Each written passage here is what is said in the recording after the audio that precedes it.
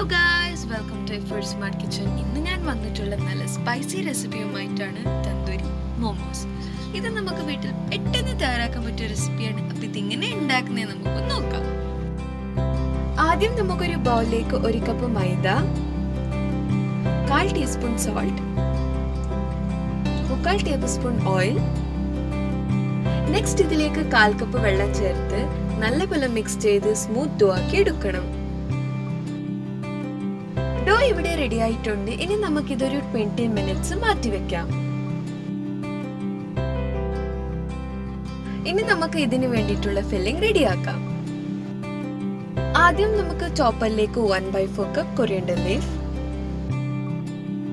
2 green chilli, 4 to 5 garlic clove, 1 onion chopped, 1 teaspoon ginger chop ചെയ്തത്,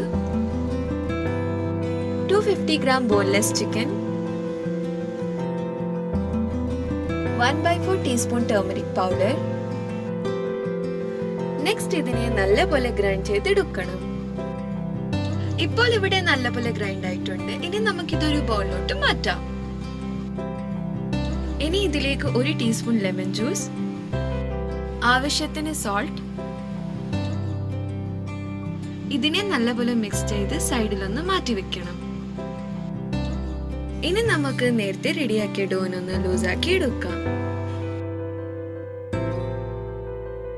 ചപ്പാത്തി പരത്തുന്നത് പോലെ round shape ആക്കി എടുക്കണം.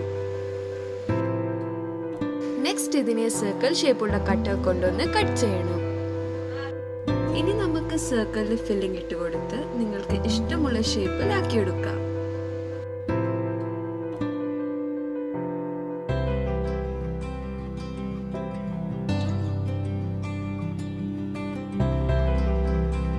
ഇനി നമുക്ക് സ്റ്റീമറിൽ ഓരോന്നായി മോമോസ് ഇട്ട് കൊടുക്കാം. ഇതിനെ 20 മിനിറ്റ്സ് മീഡിയം ലോ ഫ്ലെയിമിൽ വെച്ച് കൊടുക്കണം. മോമോസ് ഇവിടെ വെന്തിട്ടുണ്ട്. ഇനി നമുക്ക് ഫ്രൈ ചെയ്യാനുള്ള മസാല റെഡിയാക്കാം. ഒരു ബൗളിലേക്ക് 2 teaspoon red chilli powder, 1/4 teaspoon turmeric powder, 1/2 teaspoon tandoori masala powder, ആവശ്യത്തിന് salt, 2 teaspoon ginger garlic paste, 1/4 cup curd, 2 tablespoon water.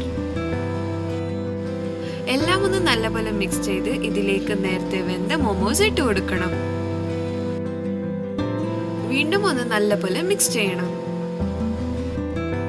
ഇനി നമുക്ക് ഒരു ചൂടായ പാനിലേക്ക് ആവശ്യത്തിന് ഓയിൽ ഒഴിച്ചു കൊടുത്ത് ഇതിനെ ഷാലോ ഫ്രൈ ചെയ്തെടുക്കണം.